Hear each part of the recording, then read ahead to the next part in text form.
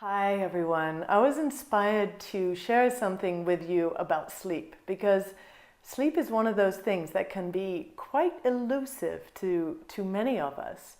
And learning how to access sleep when it is elusive is a yogic skill.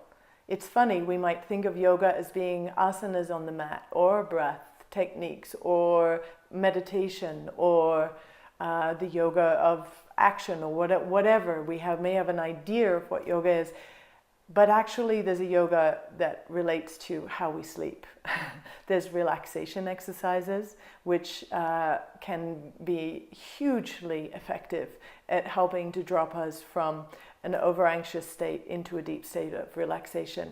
And there are some practices like I'm going to share with you today. And this is the way that I get myself to sleep every night. And especially if I'm in different time zones or if I've been traveling and therefore I'm not, my sleep cycle is off. So here's basically how it goes. When you lie down to go to sleep, notice which nostril is dominant. And you do that by putting a finger underneath your nose and just seeing which one is dominant. Whichever one is dominant, you want to lie down on that side and focus on the other nostril. You want to make sure that your arm is right underneath you as you're lying down, or stick your other hand. So if my right nostril is dominant, I'm going to lie down on my right side. I'm going to make sure I'm lying on my right arm, or I stick my left hand in the right armpit to put some pressure on the little meridians in the armpit. And then I lie down and I just watch, and within 3 to 5 minutes the nostrils will start to shift dominance from the right up to the left. So whichever is your up side, that's where the breath will now shift to.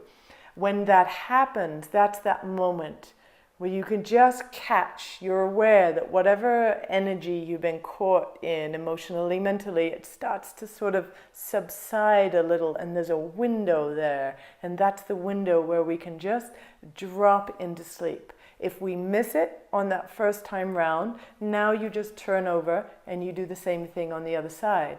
And then guaranteed, if it doesn't happen the first time or the second, at least by the third time you're gone. But for me these days, just lying down on the side which is dominant and waiting for for the nostrils to shift, that's enough to help me to go to sleep.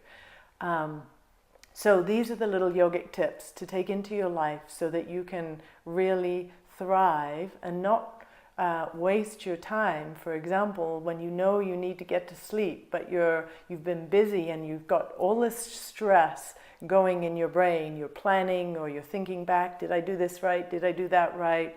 You can actually start to shift your state as you focus on the nostrils in this way.